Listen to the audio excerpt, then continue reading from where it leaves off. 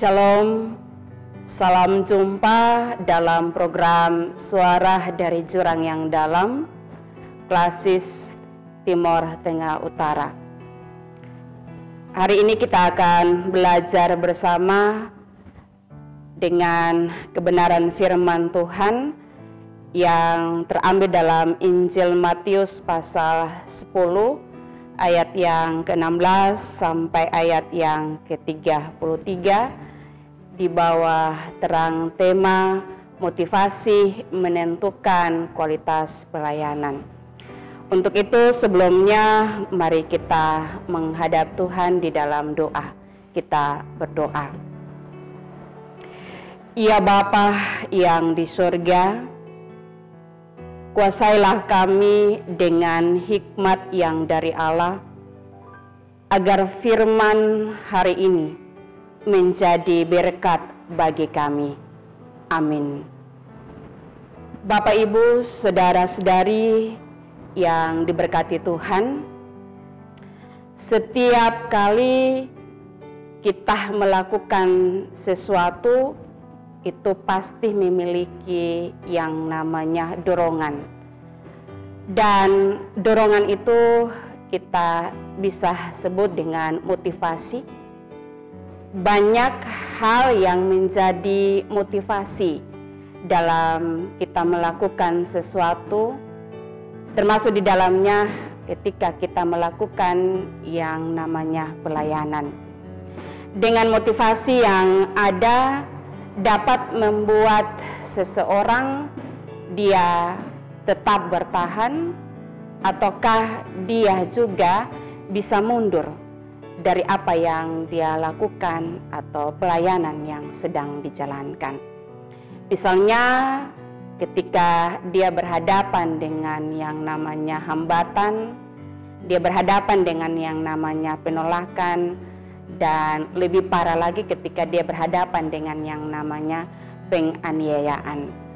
Bapak, Ibu, saudara-saudari yang diberkati Tuhan, penolakan, penganiayaan adalah sebuah kenyataan yang dialami dalam kehidupan pengikut Kristus. Ketika dalam menjalankan tugas perutusan yang Tuhan perintahkan dalam kehidupan setiap orang Kristen, ini sering kali dialami. Di tengah-tengah kondisi yang demikian, kita tetap diutus untuk menunjukkan yang namanya kualitas pelayanan yang baik dengan tetap memiliki motivasi yang benar. Bapak, Ibu, saudara-saudari yang diberkati Tuhan, Yesus tahu persis apa yang akan terjadi dengan para pengikutnya. Mereka akan berhadapan dengan yang namanya penganiayaan dan yang namanya hambatan. Karena itu mereka diingatkan untuk tidak takut dengan keadaan yang dialami, karena Yesuslah yang mengutus mereka. Mereka diminta bekerja dengan sungguh-sungguh apa yang Tuhan percayakan. Jangan rubah yang namanya standar dari Tuhan.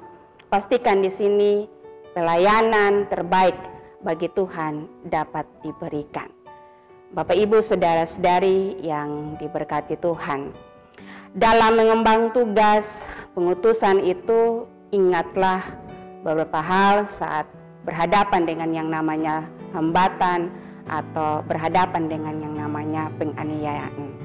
Yang pertama dikatakan di dalam bagian bacaan kita adalah berhati tulus dan bertindaklah cerdik. Kita diajak untuk cerdik seperti ular dan tulus seperti merpati. Karena kecerdikan saja akan membawa ke dalam bahaya untuk menghalalkan segala cara. Dan kalau hanya ketulusan saja akan membuat kita tidak sanggup bersaing. Karena itu keduanya dibutuhkan dan berjalan bersama-sama. Dan hal yang berikut kita lihat bersama adalah manfaatkan setiap keadaan sebagai sarana kesaksian. Allah sering kali bekerja dengan caranya yang tak terduga. Apa yang kita anggap buruk sebenarnya adalah jalan menuju sesuatu yang baik. Begitu pula yang terjadi dalam pelayanan. Bahaya yang besar mungkin ada di depan, tetapi kesempatan yang langka juga akan tiba. Bisa kita jadikan momen itu sebagai satu kesaksian bagi Tuhan. Yang berikut kita lihat bersama bahwa berserah penuh pada pimpinan Roh Kudus.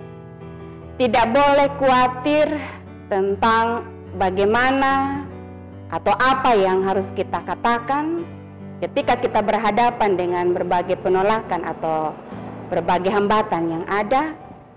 Ingatlah selalu bahwa Roh Kudus akan memberi kata-kata pada waktunya, sehingga kita mampu berkata-kata sesuai dengan yang Tuhan kehendaki.